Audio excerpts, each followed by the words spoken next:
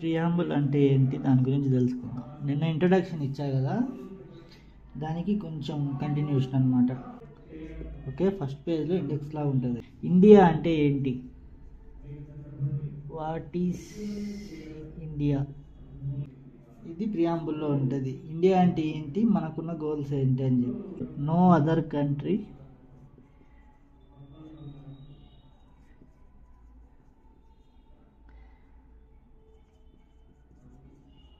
Controls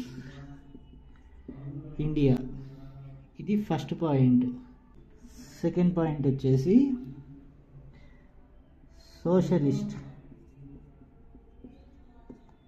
అంటారు. Socialist government ఏం చేయాలంటే రిచ్ పూర్ అనే గ్యాప్ని రెడ్యూస్ చేయాలి, దాన్నే సోషలిజం అంటారు. నెక్స్ట్ థర్డ్ పాయింట్ వచ్చేసి సెక్యులర్. దీని మీనింగ్ అందరికీ తెలిసే ఉంటుంది, చాలా కాంట్రవర్సీస్ ఉన్నాయి ఈ సెక్యులర్ అనే పదం మీద, రీసెంట్గా మరీ ఎక్కువైపోయినాయి. ఈ సెక్యులర్ అనేది ఏం చెప్తుందంటే word, every religion is equal, every religion is equal. ఈ సెక్యులర్ అనేది ఎవ్రీ రిలీజియన్ ఈజ్ ఈక్వల్ అని చెప్తుంది.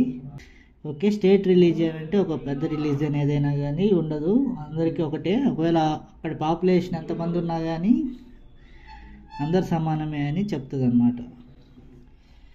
దాన్ని సెక్యులరిజం, సెక్యులర్ అంటారు. నెక్స్ట్ వచ్చేసి డెమోక్రటిక్. ఈ పదాలకి మీనింగ్ చాలా ఇంపార్టెంట్. డెమోక్రటిక్ అంటే తెలుసు కదా, పీపుల్ చూస్ ద గవర్నమెంట్, అంటే మనం చూస్ చేసుకోవచ్చు, మనకి ఏ గవర్నమెంట్ కావాలో ఓటు వేసి అట్లా చూస్ చేసుకునే గవర్నమెంట్ని డెమోక్రటిక్ గవర్నమెంట్ అంటాం. మొత్తం వరల్డ్లో ఇండియానే హైయెస్ట్ డెమోక్రసీ ఉన్న కంట్రీ, డెమోక్రటిక్ కంట్రీ.